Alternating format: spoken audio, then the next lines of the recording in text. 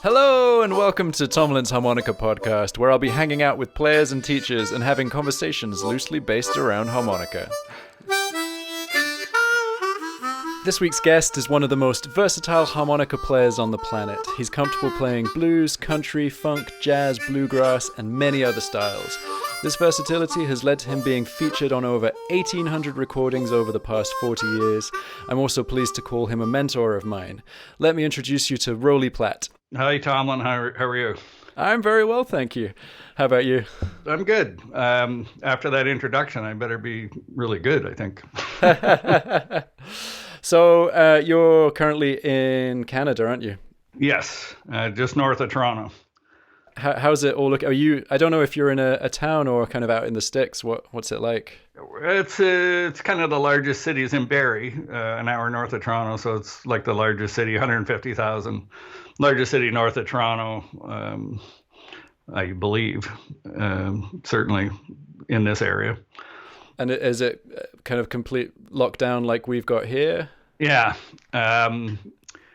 We're not forced to stay at home, but because we're Canadian, we're trying to be nice. Okay. We've been asked to stay at home, and everybody's actually, it's quite amazing. I think that everybody is cooperating on this, and barring the odd idiot out there, but it's a bit of a shock when it first started. I'm sort of getting into the swing of things now a bit, but I know as bad as I think it is in my head sometimes, as I think of people that have it way worse than my situation with kids or with various things. So I wish everybody a good time through this period, and hopefully we come out of it not too far into the future. Yeah, no, totally. That's kind of how I feel. I feel like I'm pretty fortunate in that I already work from home, so this isn't a massive culture shock. The only thing is, like, tons of my buddies have been calling up just to hang out, and they're like, "Yeah, let's just hang out on Skype because we don't have to work right now." It's like I'm still working. I thought you meant hang out in person. I thought at least they're on Skype. No, we're all being very responsible. I'm kind of impressed with how quickly people have been responsible, and there's kind of we're getting social shaming here if people aren't following the rules. Are you guys getting that over in Canada? I haven't seen it, but I'm sure it's happening. Maybe more in Toronto, where you got a lot of people in one area, but there's really not much going on around here. Like it's you go out for walks and things and you see people. It's going to change as the weather breaks, which it's starting to do now. But no, it's been pretty good. Yeah. That's good to hear. So how's it affecting kind of work and stuff? Because I as far as I know, you're mostly online with work things, aren't you? Yeah, I mean, music live stuff is gone for now, and that's for me. I can do tons of stuff at home, and we can all do, thankfully with the internet and all that's available. There's so much. I mean, we're very, very lucky to be in the spot we're in and have that technology. I think we'd all be dead by now by killing each other. Every household would be divorced, and but there's something about playing live that's completely different than anything I do at home, like recording wise, practicing, doing lessons, teaching, whatever it is. And I didn't discover this until maybe into my 50s, long story anyway, but around that time I started to appreciate what playing live does for me, and it has nothing to do with making money or anything else, although we all have to do that, and I enjoy it. But I encourage it. But it's that, I call it like an emotional release that you get when you're playing live, that you leave everything on stage. You just, play your ass off basically. And at the end of the night, you're physically tired, but you're emotionally I won't say empty like in a bad way. It's a good way. It's a release. It's almost like standing out in the street and screaming for 2 hours and just, everything, all the anxiety and stress and anger and all these other things in there, frustration, whatever is in there, comes out. And if I don't get that, I get a little wacky. Oh man! Just between you and me, I get a little wacky, and I can never figure out what it is. It's if I stop and look, I go, yeah, it's because I haven't been playing the last couple of weeks or like live, and so I have to find outlets for that. So that's my, I'm managing. I haven't cracked yet, but I've been close. Yeah, so I know this feeling really well, and my wife actually recognizes it in me, and she'll get to a stage where she sends me out. She's like, go to a jam session. Just call some buddies up, play some. You have to play some music because you're driving me insane. That's good. Yeah, well, it's good she recognizes it. It's interesting because that's exactly what it is. Yeah, it's funny though, because I it is incredibly frustrating right now not having that outlet. But I'm seeing already people are starting to channel that energy into other things. I think a lot of people are writing and feeling quite creative. Have you started channeling into other areas? Well, in the sense of I've been doing a lot of things that I haven't had time for, or just not enough time to sort of dedicate to it, or whatever, different ideas and things. But yes, like one of the things is I'm trying to put together, as you know, because you were on the survey, but a harmonica seminar of some sort online for folks. So that's a good energy thing to put into. But there's things I put lots of energy into doing, and I'm happy to have the time to do that. But I don't know if I'll get the same. It's not a substitute for it, but maybe the actual doing of the workshops will give me an outlet of some sort, in a slightly different direction. There's no substitute. There's no direct substitute, but there's things that are certainly worth pursuing that are the next best thing.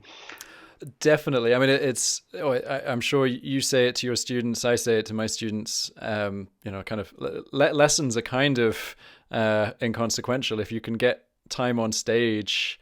That's kind of the most important thing. Well, for the emotional side that you described, but also just you learn so much more. Oh, absolutely. It's a different world. And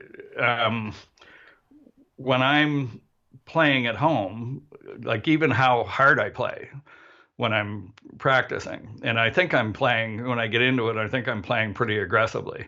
And then I get on stage, and it'll often be like with a new harp that I've set up, and I've opened the reeds up a little bit so that I can attack it. I probably tend to play very hard, so I set them up to accommodate that. And then I get on stage with it a week later or something, and I choke it out in 2 seconds because I'm playing that much harder on stage. But yeah, you're just on the subject of learning how to play.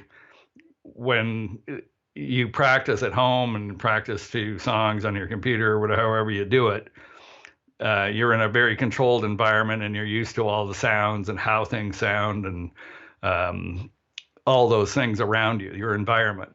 When you get on stage, the environment, I mean, especially, well, anytime. If you're in a band, you're playing different clubs all the time or different venues. So the sound is completely different. The stage is huge one day, small the next day, like incredibly small, some of these places. You have to accommodate, change everything for that environment. The sound on top of that is like 10 times as loud as you're used to hearing. Suddenly you can't hear that great amp you bought, and you're trying to turn it up to 7, and it sounds like a transistor radio. All those things throw you off playing wise, and then when you're jamming with a band, they're not doing the song the way the Muddy Waters record is at home, right? They didn't sing that extra verse, or they don't, they do it completely differently. Yeah, I remember chatting to you about this during one of our lessons, and Just to be clear, Roly was giving me lesson. But you said that being on stage is like being in a war zone, and I think that has stuck with me every time I've gotten up on stage since you said that. I was like, shit, this is exactly what it's like, because there's all the training that you do at home, all the practice, and then if you're lucky, the rehearsals you do with a band, and then everything's just so different, and all the stuff that you meticulously practiced over and over, all the stabs and the hits, it all goes out the window, and hopefully you're kind of praying that 80% of it is still there, and then you're doing pretty well. Yeah, no, that's accurate. I mean, it's not supposed to be that way, but because it's in real time and you can't stop. Okay, everybody stop in the middle of a song. I need to move my amplifier a little bit so I can hear it better. Or I need to stand over here so I don't get feedback, or whatever the situation is. It's you just have to do it, even in that crappy sound. Like, you kind of hope it's coming out front. I mean, I spent half my career playing, not liking what I'm hearing on stage, but praying that the sound man has got a clue and is making you sound good out front. And as long as I know I'm coming out front, I'm good. I've had nights where you're playing some big club or something, place is packed, and you're having a really good night. You're just into it. You're locked in. You're playing. You're feeling good about it. And you're sweating, and you get off stage, and somebody comes up to you and goes, "God, I couldn't hear you at all." Oh, I hate that. This is after an hour and 15-minute long set or something, and it's like, oh, for Christ's sakes. That didn't happen too often, but that's that's the difference of playing in that, and you learn very quickly, how to do that on the fly and make the best of what you've got. And having said that, there's other times where you're very fortunate to be in a situation where it sounds great. You're on a big stage, like a theater type of thing, or it doesn't have to be, but just a nice open area where you got a little breathing room on stage. And the players, there's a couple of people I play with that are particularly like this, very sensitive to volume and letting the music breathe. So everybody's got their little spot they play, and they're incredibly disciplined in staying not too loud and leaving room for people to do a little. Somebody hits one little kink on the piano, you can hear it, and we play around each other that way, and it's amazing, right? It's those nights are great. It's a huge contrast from the thrashing and full bore kind of stuff that you get in other situations. Yeah, it's so true. I had a complete revelation of an experience last year. I did a gig exactly as you described, kind of in a theater with a really big stage, and the on-stage sound was non-existent. Everyone had in-ear monitors. Oh, yeah. And it was kind of strange, because if you weren't wearing monitors, you had no idea what was going on unless you were in the audience. But if you were wearing monitors, you had everything you needed, and it was just so liberating, and I could think about the volume and the dynamics in every note that I was playing, rather than I just want to be heard, I just want to be ego, but having that kind of sweetness of the note goes from kind of 0 to 100, and there's that whole spectrum that's kind of fabulous. And I know you, like, I've listened to you play a ton as a kind of accompanist as well as a soloist, and you're playing all these really light, subtle things in the background that if it's not coming through, if it's not being projected well enough in the mix, are lost. But they're so sweet. They're such nice little subtleties. Yeah, and you can't. It just reminded me as you're saying that I spent probably 20 years of my live career or whatever playing in situations where you can't do any of that. It's goes from don't play to play as hard as you can. Yeah. Just to sort of make that little lick you do cut through what the volume of the stage is, right? And when it changed for me, or when I started to appreciate the differences, when things like house concerts and small concerts where people would pay $20 a head or something to come in and see. You get 40, 50, 60 people, those type of shows where it's, usually a smaller unit. It could be a duo or a trio. And you could hear a pin drop.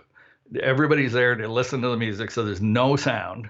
They're just sitting there quietly waiting for you to play. And literally every note you play and every sound you make is you're presenting them. They hear everything. And it was like, wow. Like, I mean, you better be on your game playing wise, because it's you can't hide in anything, right? And so you actually approach it more. It's almost like being in a studio type of thing, where everything, if you're in the studio, you change how you play. And that's a problem for a lot of people. A lot of musicians don't know how to adapt to that or whatever, but it changes how you play, because it's forever. Everything you do is marked forever. And so you don't, all the stuff that you put in that isn't necessary or is too much or distracting from what else is going on, you have to leave it out and just filter through the stuff that's really the best stuff, and you got to sort of, but it's the same way in those little concerts. It's the same approach. Yeah, it's I guess it's nice having the variety, and like that gig in the theater was as memorable as the next gig I played, which was literally on the back of a farm trailer, like outdoors, 7-piece band, one monitor. I was singing and playing harmonica, but even then it wasn't important for me to hear myself, because there were horn players who wanted to pitch correctly, and it was total chaos. And I have no idea how we sounded out front. I know that I couldn't hear anything, and it wasn't as fun. It wasn't that it wasn't as fun. It wasn't as satisfying emotionally, but it was so exciting having that experience of kind of big outdoor festival kind of thing with, flying by the seat of your pants, as it were. The variety is cool. No, it is for sure, and it's good, and it's different skill sets, as you mentioned, like being able to play when you can't hear, and you're really playing in your head of what is gonna work, and you kind of hope that it sounds good, but you go by instinct more, I think, than than some of the things. It's pretty cool though when you do have the luxury, however, whatever the situation is, where you truly can start experimenting and hear all the things that you're doing, all the detail that you're doing. It's all in the detail. And when you step outside of your comfort zone and try new things or whatever, you need to be able to hear the music around you to be able to do that. So that situation isn't always current. Isn't always the thing happening. It's true. It's true. And that's something that always makes me feel a little bit apprehensive when I know that students are going to have their first moments on stage, and you kind of think that so much of their future enjoyment is contingent on that first experience being at least okay. Right. And it so rarely goes perfectly according to plan, because there are so many things that you don't practice for. You don't practice for playing with a monitor, or having an amp on stage that's loud enough for the audience to hear, but also loud enough to feed back if you're standing right next to it. So you need to think about that, and then you can't hear yourself, but you can hear the drums. And how do you prepare for that as a student? It's quite a big ask. Yeah, I had an older brother that played a little bit, and he'd wheedle his way into these. He'd get up on stage with a couple of bigger bands. He didn't earn the musicality to do that, but he sort of pushed his way, talked his way into it. But he got up with a Canadian band called Crowbar, which was a huge band, and this would have been in the 70s. And he gets up and he's all excited. It's one of his favorite bands, and the guy gives him the mic and he plays a song, and he gets off stage and talks to the singer and Kelly J, and he says, he goes, I couldn't hear a thing when I was playing harp. And Kelly says, how do you like it? Didn't bat an eye. Like, yeah, that's how it is every night. Yeah, but I mean, you get used to that with experience, and I mean, you've done so much. You've done so much touring and so much recording. Um, like that must have been, well, touring must have been the best education ever to kind of get On many comfortable. levels, on many levels, not just harmonica wise. Yeah, touring's tough. I see people. I haven't toured in quite a few years now.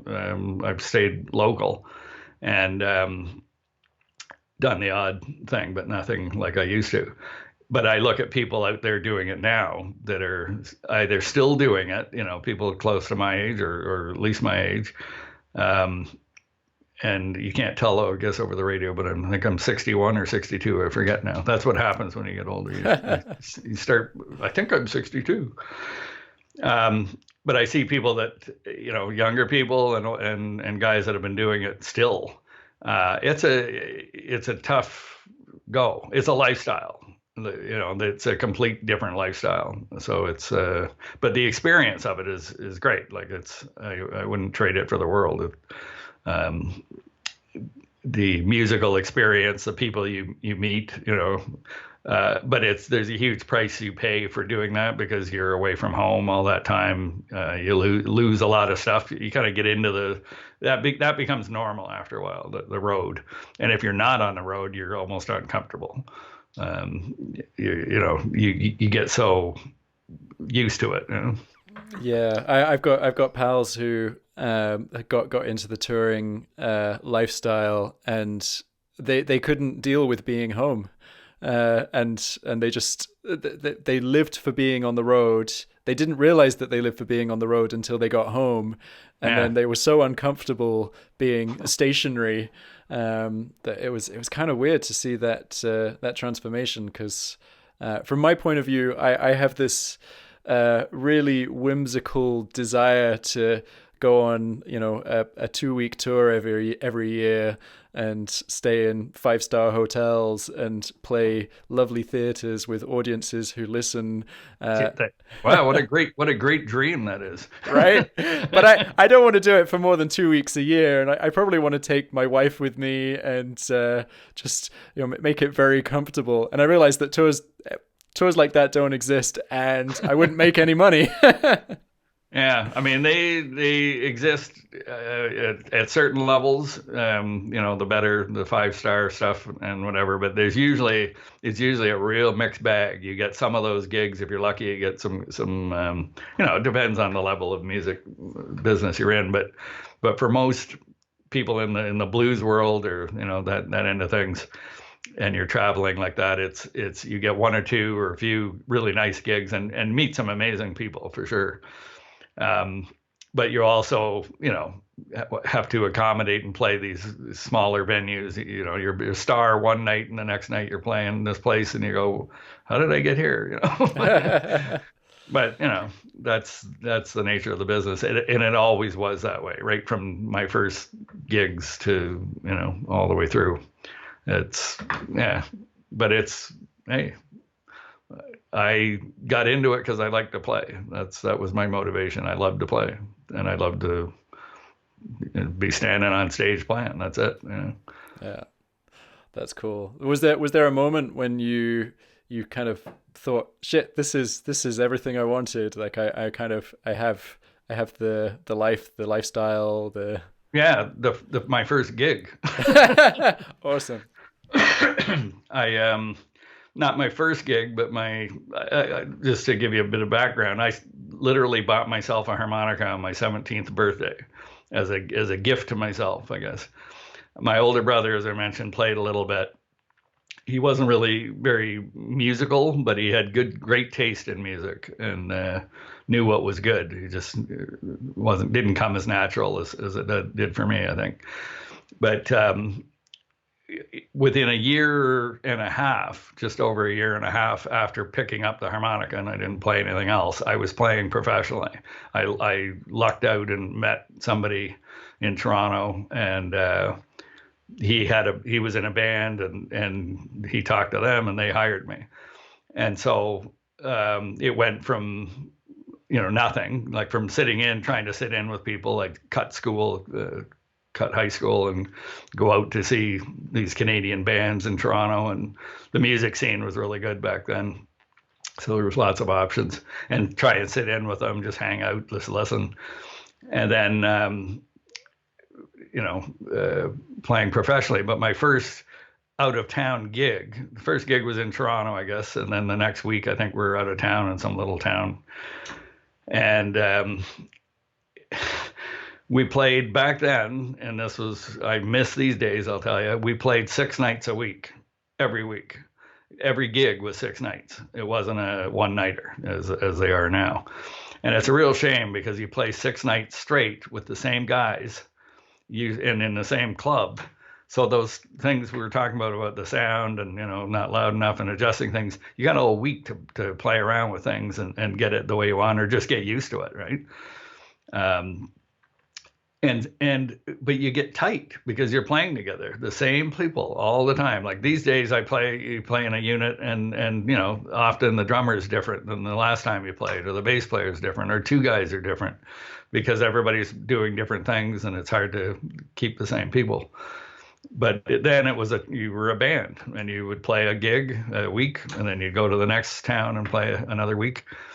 But anyway, the end of that first week, I was just in my mind, I don't remember the actual week too much, but at the end, Saturday night comes, and the leader turns around and he goes, "Here you go." And he gave me $180. This would have been back in the mid 70s or late 70s, maybe. $180 in my hand, and I had completely forgotten that you get paid. I was so happy just to be doing it. And that kind of sets the tone for why I'm not a rich man today. And it hasn't changed much, other than I never forget to get paid now. But I just remember that sticking out in my head, that I went, oh yeah, and you get money for this too. Like, it was like, holy cow, this is like the greatest thing. And that's the best way to approach it, because if you're going into this thinking you're going to be a star or you're going to be rich, you can go back to sleep and finish that dream.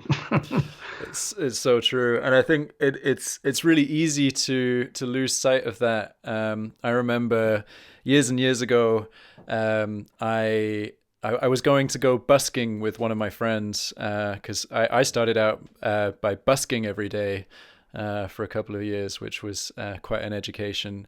And I arrived at our busking spot, and he asked me how my day was going, and I was like, "Oh, dude, it's terrible. I mean, this morning I had a recording session, and then I had to teach for a couple of hours, and now I'm doing this." And he was like, "Dude, you've just described the perfect musical day." And I was like, shit, this is so true. But I've been so used to talking to my civilian friends about their jobs, and everyone always kind of says, same shit, different day. And I was so used to hearing that kind of negativity around work that I'd forgotten that I love that lifestyle of doing something musical, be it recording, teaching, playing, being able to do that every day. And the money, the money's never big, but it's a lot easier to get to have a smile at the end of the day if you're doing that. But have you ever, let me ask you something, have you ever done a day job of any kind, like for any length of time, other than the odd thing? No, not for any length of time. I'm totally unemployable. Okay. Psychologically speaking. Yeah, congratulations.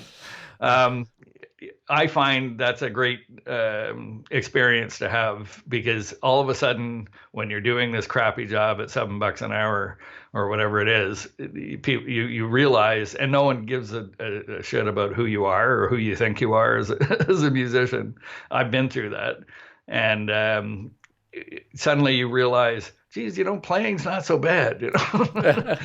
It's a whole different mindset. I mean, obviously, if you're doing it, everything's a trade-off. I think, a compromise of some sort. So with playing, you get all the things that we've been talking about, which is huge. The money's probably not going to be very good. and the uncertainty, insecurity of the business and all that is always there. So you get all that stuff with it. And so you give up a lot as a musician, as a full-time musician, often financially and security wise, that when I see other people that have been working for 10 or 15 years in some other field, they've got,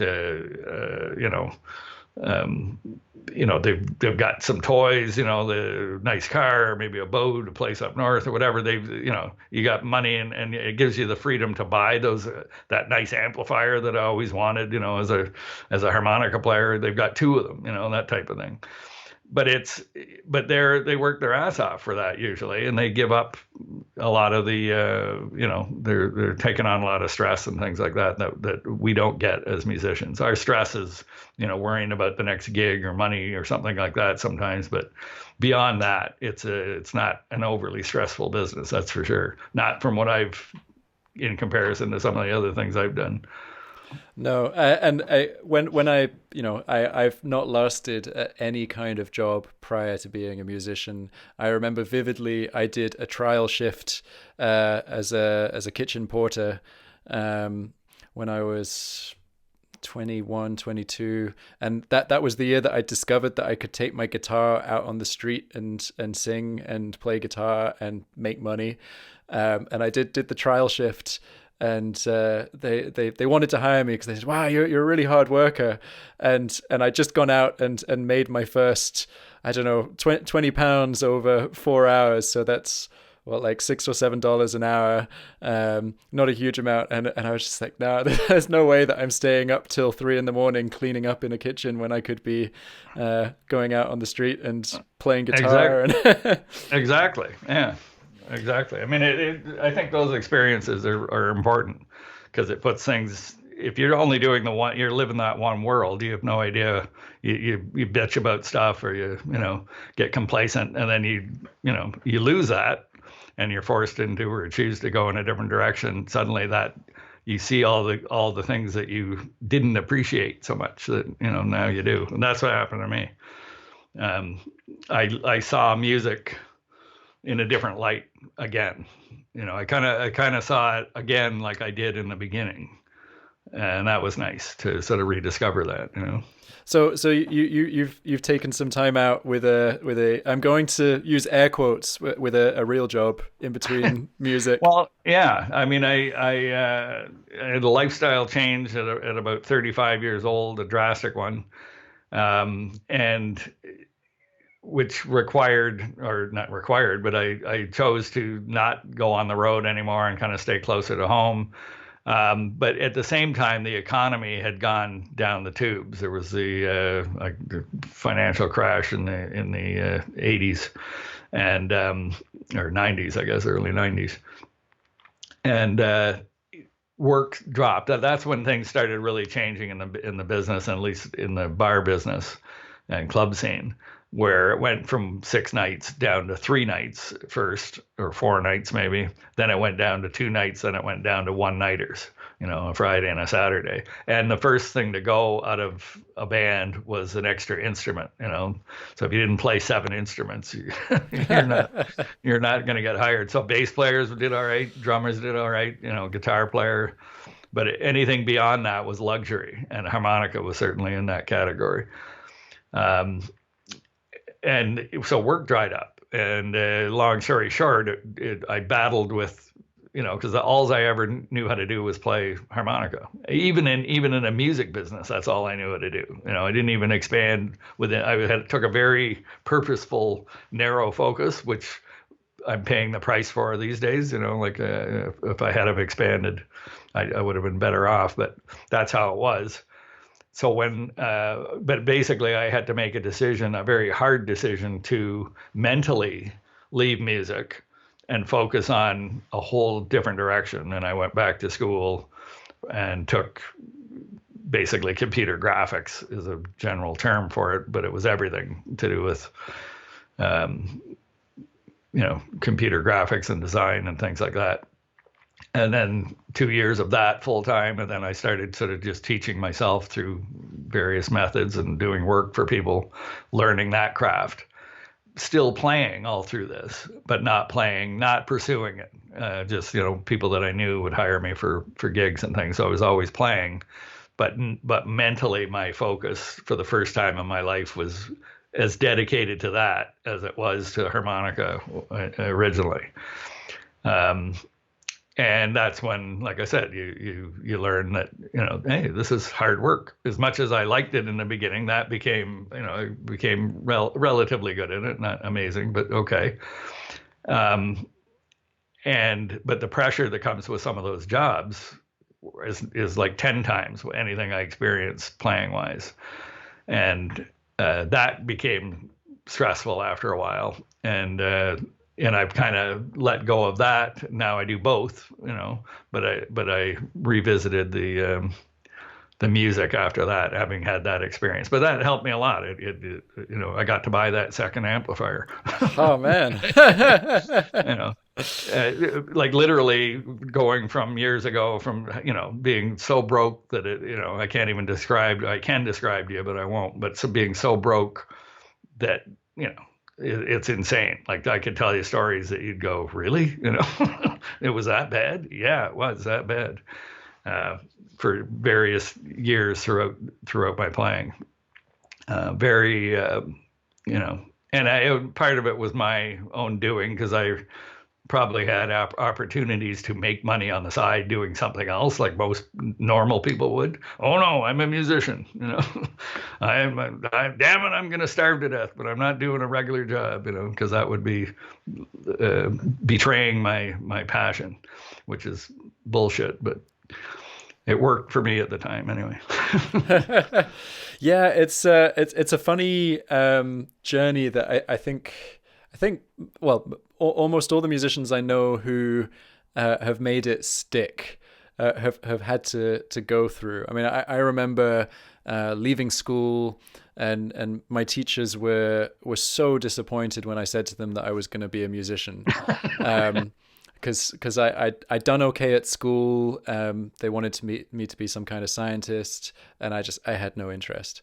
And they said, okay, so are you going to like be in a wedding band and do covers and stuff? I was like, hell no.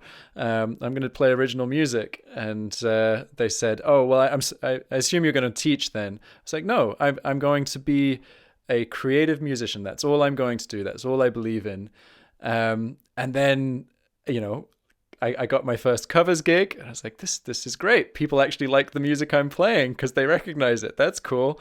And then I accidentally fell into teaching English, actually, before I started teaching music, and realized that I loved it, and that was cool. And I've not written music in years and years, and that doesn't make me sad at all. I'm happy that I'm doing musical stuff.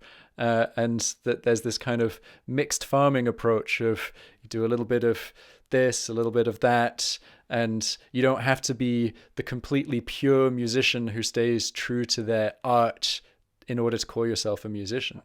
Right. Yeah. Yeah. That's a good point, because again, there's a trade-off for all those things, and I've had to accept that fact that I would love to be the guy traveling across the country and doing these things, like like I used to, I guess, or whatever. But the things that go with those choices are you have to consider that. Like, you can't just look at the little slice of the pie that you think, yeah, I really want that, and I'm not getting that now. So how do I get that? Well, to get that, you have to accept all these other things around it. So being more at home and doing a variety of different things allows you to be in that business and still have a somewhat of a normal life around that too, which is it's a big deal. That's what I found after touring for all these years, traveling on the road for all those years. Just like being on stage, they're a little too long. All right, so let's go off in a very slightly different direction, because you said that you had a very narrow focus in as a musician, and I kind of want to call you up on that, because I feel that you could maybe argue that it's narrow because of picking one instrument, but you're incredibly versatile on an instrument that a lot of people tend to keep as almost a one-trick pony. Um, Like that, you mean? that's the one. That's the one. But you know, you play tons of styles that loads of people would be too scared to even approach on harmonica. Like how did you make that work? So coming from that blues and maybe a little bit of bluegrass, kind of a little bit eclectic background, but mainly blues. The band was country based. We did a lot of swing, Sleep at the Wheel, and then we do like an Allman Brothers tune mixed in there, and then we do traditional country as well. And I hated traditional country. I just didn't get it, right? And they loved it. And the same guys that liked playing the Allman Brothers tune liked this old country stuff, and they knew, about it. And I didn't know anything about it and didn't want to know anything about it. But I'm in the band, so I got to play this stuff. So I was saying that 95% of the music we played didn't have harmonica in it in any of the songs. So suddenly you've got to figure out, what to do in these tunes. And there's nothing to go by. If you listen to the original, there's no harp in it. Then there's not even harp in a similar type of tune. These were just, oddball songs that had nothing to do with harmonica.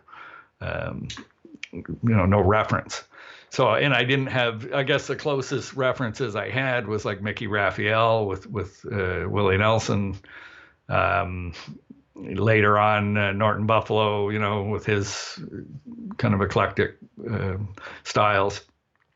But there wasn't a lot of that going on. So you just kind of, I'd listen to what another instrument would do. Like we had a steel guitar player in the band in the original version.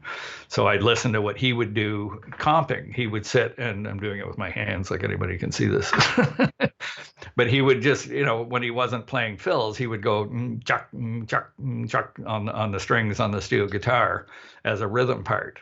And he would tell me, that's what I'm doing. And I'm playing on the offbeat 1 and 2 and 3 and 4 and 1 in these tunes. So I would kind of do that on the harp.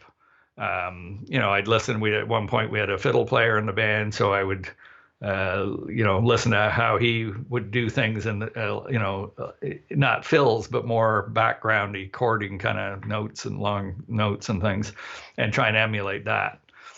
So I wound up trying to emulate other instruments, I guess, is the big takeaway, or the thing I learned how to do is just listen to what's happening in the original song. Well, there's a saxophone on the original song. So what can I do that would fill that spot sonically in the song? But what it did was gave me a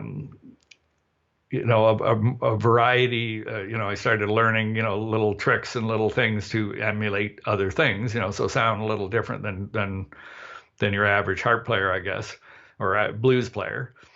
But it also started forcing me to listen to melody more. And it took a long time. I listened to some stuff that I did back then. I found some old cassette tapes that we did when I was like 20 or whatever. And I was hoping I was really good, but I wasn't. I'm listening and I'm going, like, some of it was okay. And some of it was like, oh, Jesus, like you're not even playing the changes there at all. But it set the stage for appreciating musicality.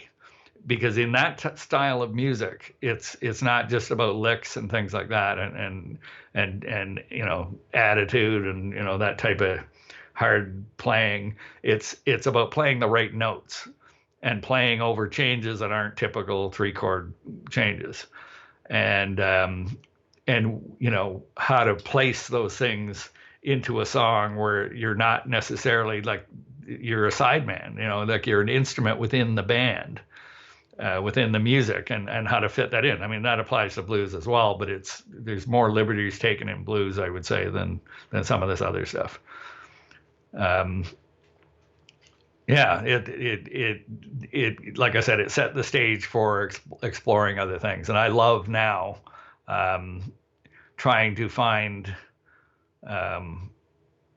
Well, I mentioned I got into design and graphic design, and one of the things in graphic design is logo design, and I done a fair bit of that work.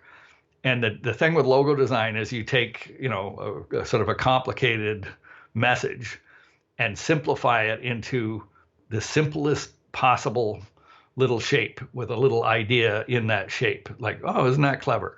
Those two things make a letter, tell you something about the business. But you do it in the absolute simplest way.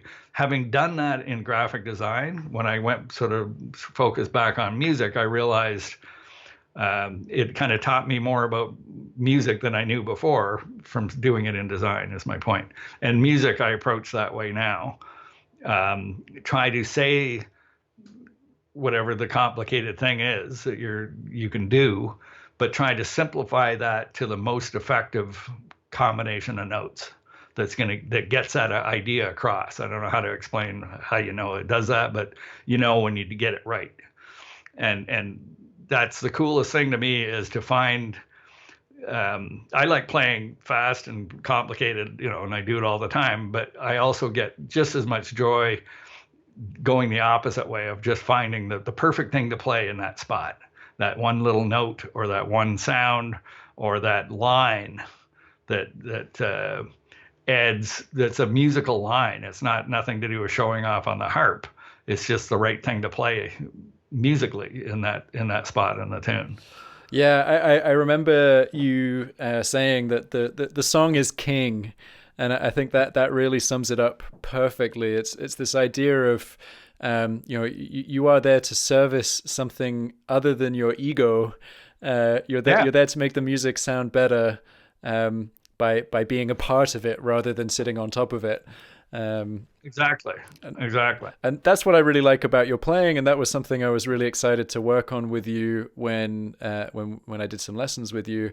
And I remember telling my students that I was getting lessons from you, and they were saying, "Oh, well, what are you learning?" And do you have some licks to show us? And I was like, no, I'm playing on the offbeat for 5 minutes. And they just didn't get it. Yeah. But it was a game changer. It's that thing of kind of building up the stamina, stuff that I would have done really comfortably on guitar, but never worked on doing on harmonica. Well, look at it this way. If you were another instrument, like a drummer or a bass player, say, I mean, they play, if they're good, they're playing quite simple in roots-based music. I mean, there's obviously other styles of music where there's more going on.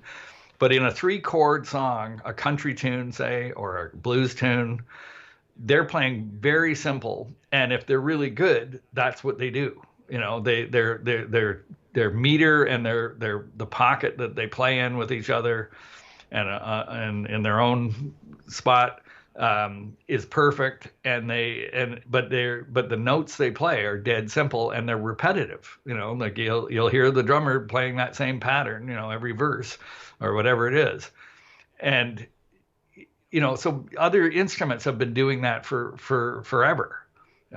Great players. Harmonica, it's a real treat to let yourself be like that in a tune. Like, so there's tunes that you get featured in and, you go nuts in or whatever. And then there's other tunes where you're not so important in that song, and that's okay. So get into that, right? Get into the fact that you're a little bit of, you make a cake and then you sprinkle a tiny bit of sugar just around the edge or something, just a little decoration or whatever it is.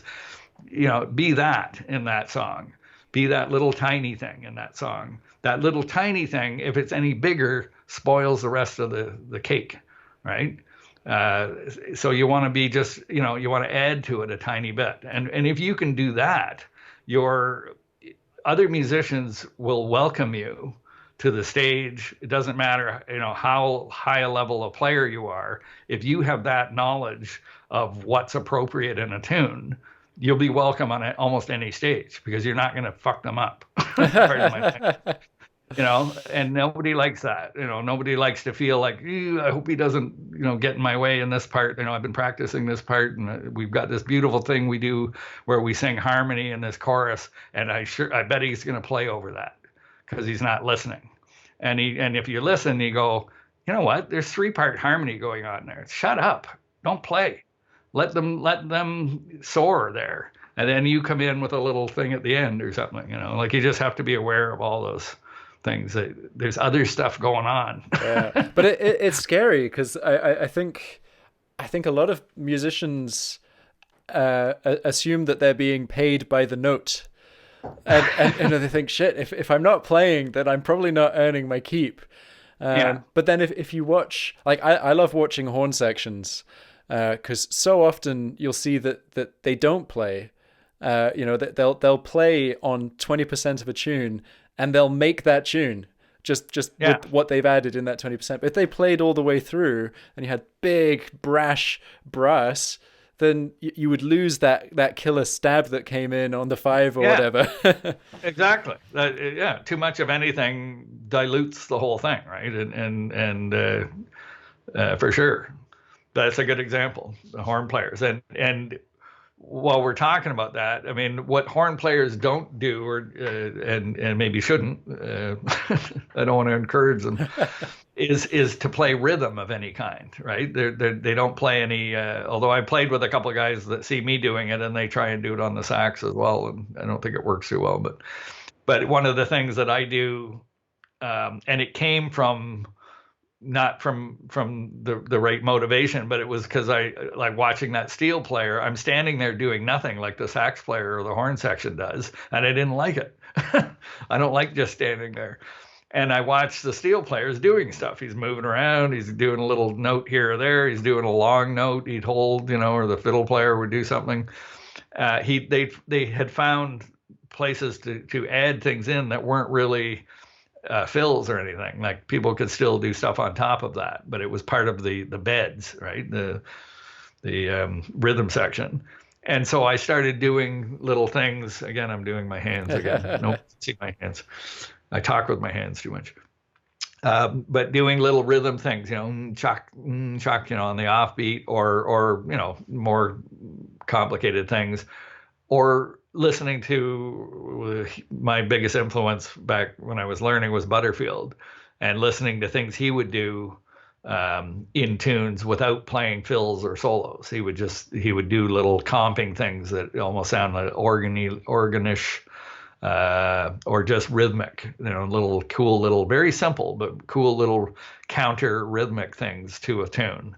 That's what I started doing, and I sort of learned how to do it by wanting to do something on stage when I wasn't playing. I didn't really care if people could hear it that much, but I was sort of experimenting with things.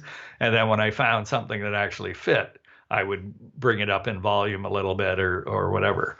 But I've been doing that for years, and I enjoy that. I enjoy being able to participate without doing a lot of stuff and without being the featured thing. I don't want people sort of listening to me over the singer or anything, but as part of it, Yeah, I think it's almost kind of the most respectful way that you can play with other musicians, because I'm sure you've had this experience, but like people who come up to a jam session and you start explaining to them, what the song structure is, and then they're like, oh no, I don't need to know that. I just play lead.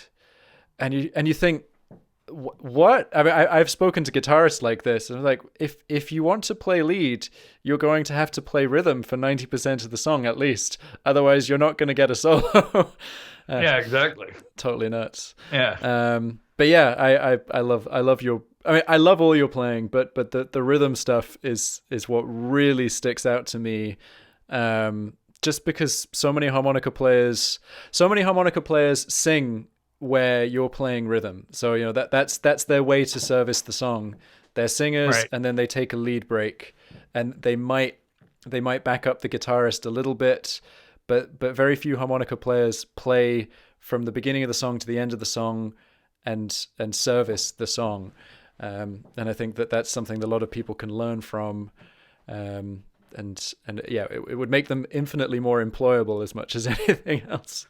Well, and the one of the nicest compliments I've gotten is in the studio in particular is I've done things like just that little sounds like that, or little pops and things rhythmically through a tune.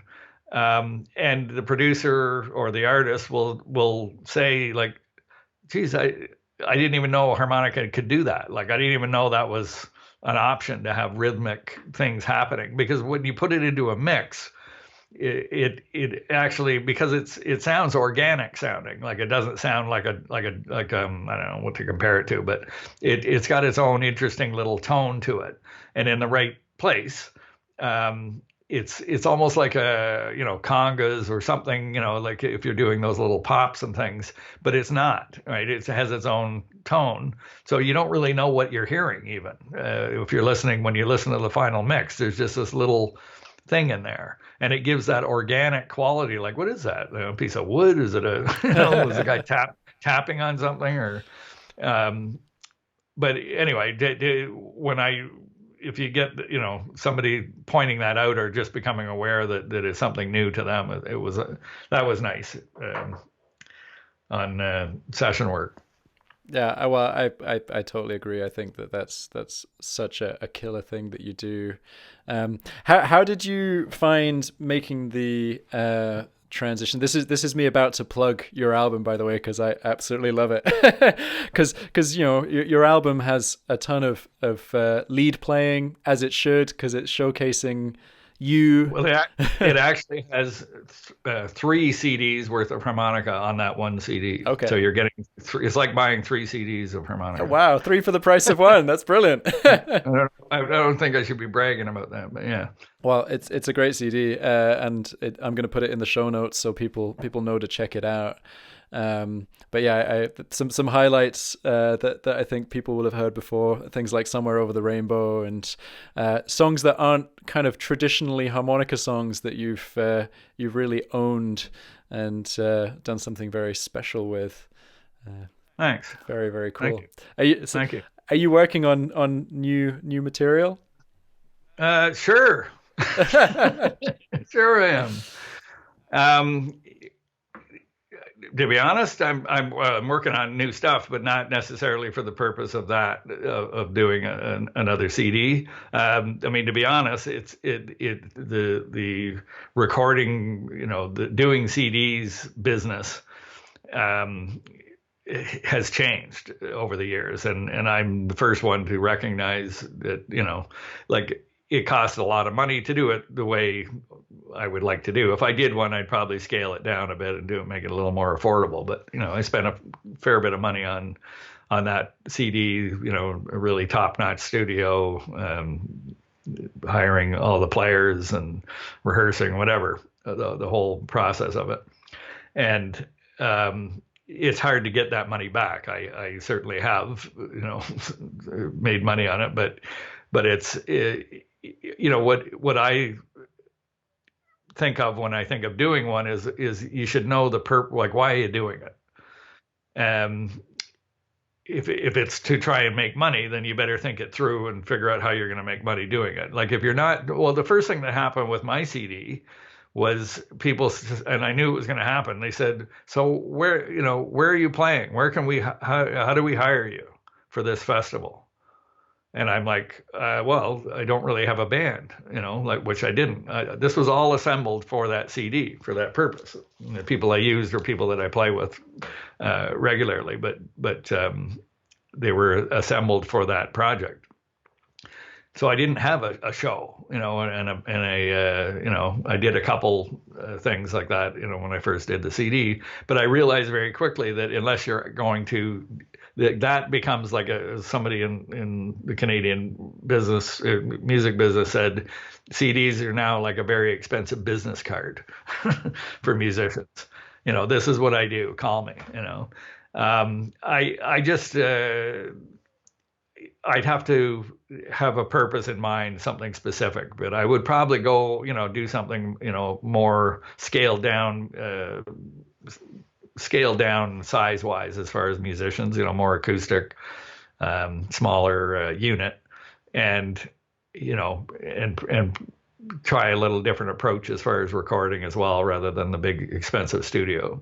Try and do it on a little more of a budget, but still get a great quality out of it, and use that to promote something I was doing. So that's very much a possibility. There's somebody I'm working with now, although it's been put on hold because of this Corona stuff. But we've been talking about doing something like that. So I would do it in conjunction with some sort of promotional thing, live playing, use that to promote something else. But just, I would love to do it. I'd love to have the money to just go, I'm going to do another CD. And I know people that have the money and do that. And it's a wonderful luxury to be able to do that. But there's so many other things that there's different things I'm involved in now that I, can't do everything. So I'm not going to do a million recordings just for the sake of doing them, because I'm not out there touring. That's fair. Well, I hope you do an album sooner rather than later, just because I enjoy listening to them so much. But that's not a good business reason to do it. So wait until it makes sense for your career. But I'll be very excited to get my hands on it. Yeah. I was just going to say at the beginning of the podcast, you mentioned that you might be working on some online workshops. Do you want to tell us a little bit about that? This is the point to plug your new stuff. Sure. It's in its beginning stage right now, but I mean, I think I put out a little survey and got some great feedback from people, trying to find out what people would be interested in learning in particular, and what's sort of the most popular, and gear it around that. And what I'm finding is, I think what I'm going to do is, rather than try and do a catch-all, and I'm going to call it a seminar, because a workshop to me is a little more interactive, like an in-person workshop where you can pause and people can try stuff and you can address. This is online, so I mean, realistically, it's more of a seminar where you're presenting material and demonstrating and things. There would be, some element of interactivity to it, but not as much as there would be in person. That's the trade-off, I guess. You probably know more about all that than I do, but that would be my take on it. Definitely. So what I'm trying to do is break it down. I'll probably do a beginner's, if you're relatively new, not to say brand new, but relatively new to harmonica, just cover the basics of, through my experience of to get people on the right road, demystify some of the things that people don't understand, and put them on the right path to learning. And that's how I got started, is somebody showed me the basics and put me on the right path, and then you go and practice. And then do topics after that, where you might do third position and some other subject, combine the two topics per workshop. If anybody's interested in learning more about it, if you go to, everything I do is basically on one website, and it's harmonicamute.com, which is my Harp Wah site. I'll link that up in the show notes so that people can see exactly how to get to it. Yeah, and there's a main link now on the page about Roly's harmonica workshop or seminars. And there's not a ton of information at this point, but because this is a fairly new venture, but I'll be adding information there. There'll be something where you can actually sign up and learn more about it, and I'll have more details on it as time goes on. But definitely, if you're interested, I'm looking forward to this, because I love teaching and I love talking about, just like we're doing now, just explaining things that were, I've been playing for 45 years or so. You just learn certain things over the years of what works and what doesn't. And I'm not an expert. I don't call myself an expert in any field, but there's certain areas that I've got a good sense of right and wrong, I guess. Well, I've been on the receiving end of lessons from Roly, and I can highly recommend attending these seminars when they go live, because he's got tons of knowledge, and you are an expert in your field. So I wouldn't undersell yourself. Well, thank you.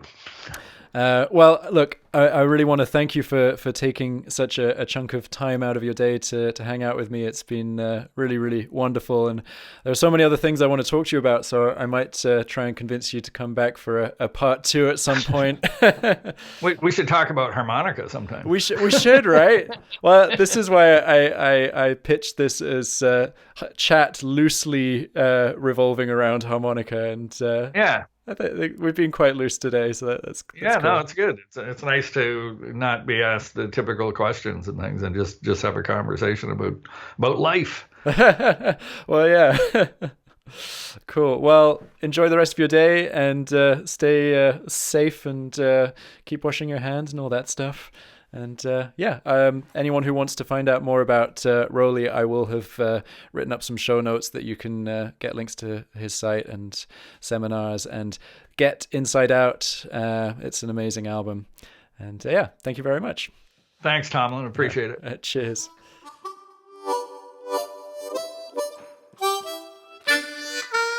Thank you so much for listening to this episode of Tomlin's Harmonica Podcast. Don't forget to subscribe and leave a rating and review on your podcast player of choice. Join me next Monday for the next episode. Happy harping!